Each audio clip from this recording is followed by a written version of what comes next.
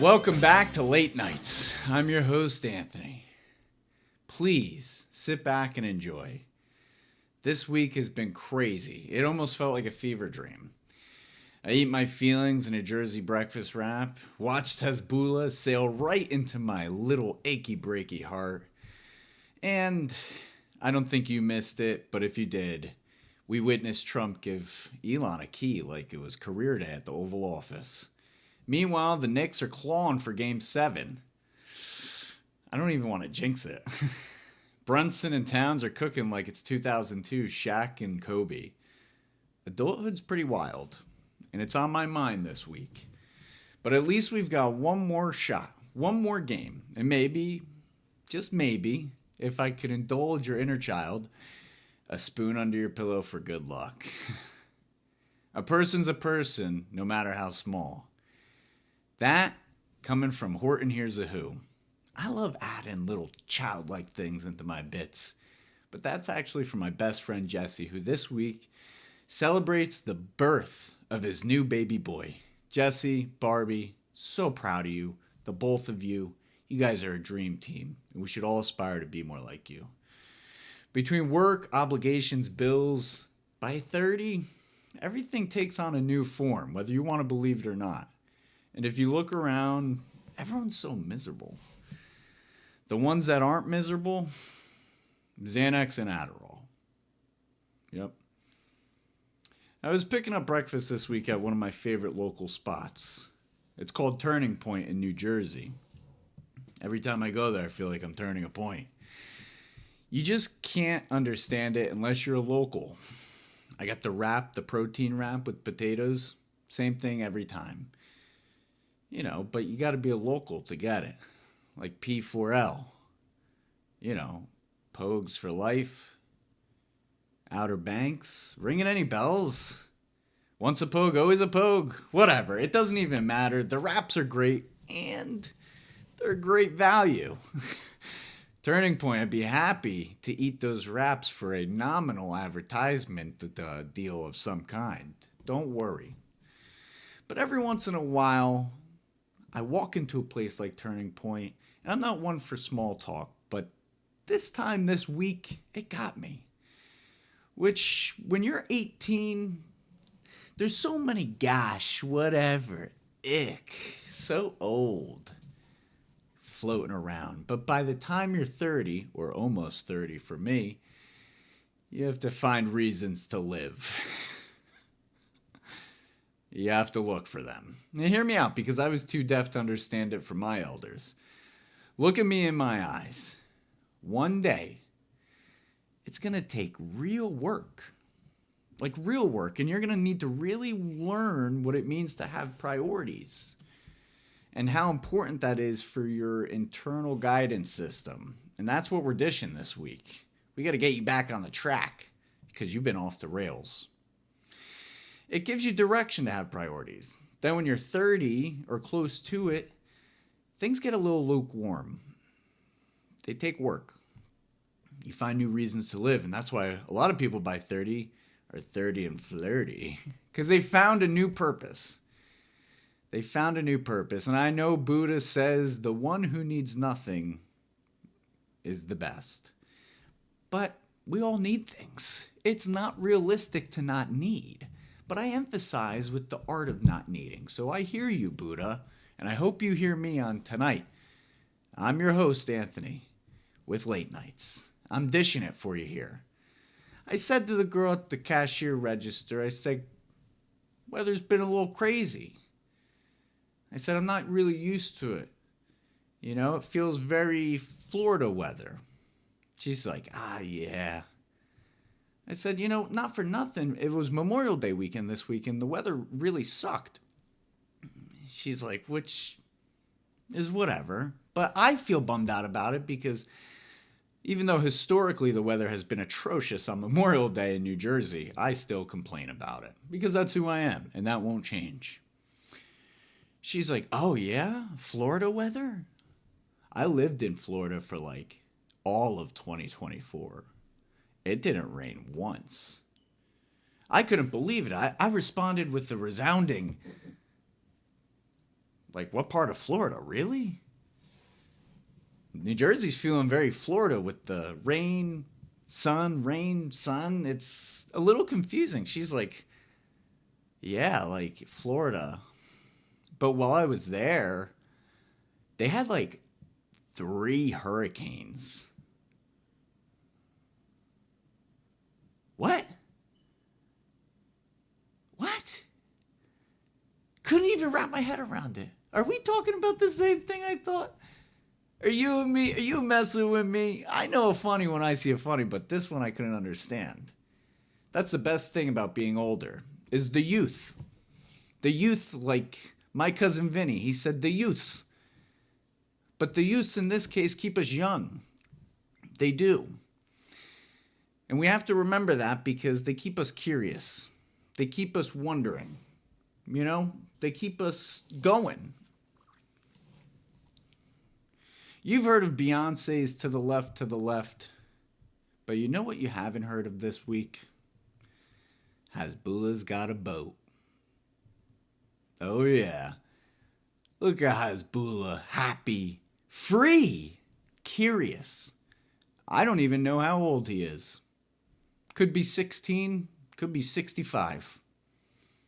But we love it. I love it. I don't even know why I love it. It's like, let's get more Hasbulla. I'm sorry, but fuck Beyonce. Beyonce's just not my wavelength, I guess. Let's get more Hasbulla. I scrolled Hasbulla's social media a criminal amount of time this week, and he did not disappoint. You know who also didn't disappoint this week? You know him best as Daddy Trump, Papa T, or that orange guy in that big White House. And the White House had a busy week this week. Trump had a press briefing in the Oval commemorating Elon for his improvements and provisions that have been put in place through Doge. If you don't know, Doge is the Department of Government Efficiency. That's kind of ironic, considering nothing about the government feels efficient at all these days. That means Elon, our friend Elon, is shipping back off to Tesla. He departs the White House, but not before he goes, not before he leaves, not without saying Trump had to give him a little parting gift. A parting gift that maybe you or I should have gotten. Elon received a key for his hard work. There he is. Look at him holding that key, smiling. He's so happy. Such a happy boy. Such a happy boy. Politics aside, no bureaucracy, good old banter, you and me. This is a safe place, right? I'm not judging you, you're judging me, it's whatever. It's a dog-eat-dog world. Do you just hate seeing happy people? Do happy people just make you so miserable? Does this person's happiness absolutely and utterly and totally gripe your ass? Does it keep you awake at night knowing how miserable you must be and how everyone around you is happy? Well, maybe if you worked as hard, you'd get a key too. I want a key. I deserve a key. Who's making the rules? I think I should get a key. But finally, and I'm not mad about it, Elon can get back to business. Get back to Tesla, where he belongs. It's impressive. The Tesla Model S Plaid, I think it's called, who knows. It does an incredible 0 to 60 in 2.1 seconds. It's impressive. I'm not going to lie. I like these cars. I like what they offer us. I think they do crazy stuff. They're expensive. You charge them. Woohoo! It's exciting. What I don't like is the people that drive them. I'm sorry. The class of people that own these vehicles, if you're one of them, I'm talking to you. You're special. You're special in all the ways I can't say, because then I won't have a job tomorrow, and that wouldn't be fair to me. But you're special, and you should know that. For whatever reasons, when they have like 3 car lengths in front of them in these Tesla cars, these people, they have the tendency to do this thing where they accelerate at a reckless speed. 0 to 100, they want to see how fast they can get there. They come flying up on my left while I'm on the highway. I don't even see them coming. It's crazy. It's crazy to see how this happens. Reckless driving. These people are crazy. They think it's necessary to go that fast. And what I can only assume is an act of asserting dominance, like animal behavior. Sort of like Trump in his briefings in the Oval. It doesn't even feel like a sacred place anymore. It feels more like the Bronx. Zoo. What a crazy week. Can you hear it?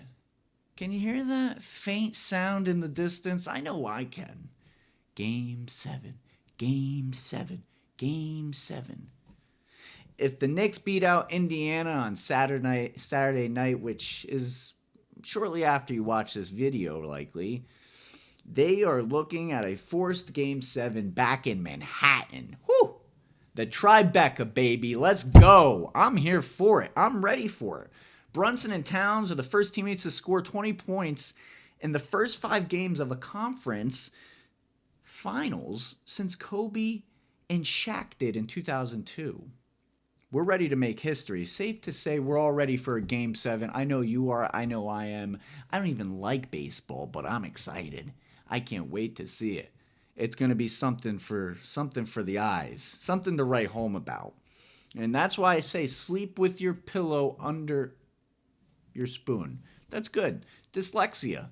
It'll get the better of us even when we least want it to. Put your spoon under your pillow. We need some good luck this week. It's important that we get some good luck. We want to see a playoff win from the Knicks. They earned it. I want to see it. It's something that we should all be excited about. It's something, if you're into some like kind of witchy stuff, maybe light an incense, maybe do something like that, whatever it is. Call your parents, tell them you miss them, do something different because we're ready to make history. And whatever way we need to, that requires you to make history too, because everything we do inside of a day has ripple effects, which is why I started tonight's show with a person's a person, no matter how small. Keep that in mind in every interaction this week. Every interaction. Or you could possibly pull a Beyonce and just become a self-proclaimed queen. That's okay too. Whatever happens here in Game 6, we all vow, you and me, we all vow, unlike Philly fans, we will not be climbing poles no matter what the result is. No climbing poles. Keep it kosher. That's how we do here on the East Coast. Keeping it kosher. That's it for tonight. Thank you for joining me. Let's get pumped for Game 7 because let's just call it what it is. We already won Game 6. We're rooting for you, Towns. We are.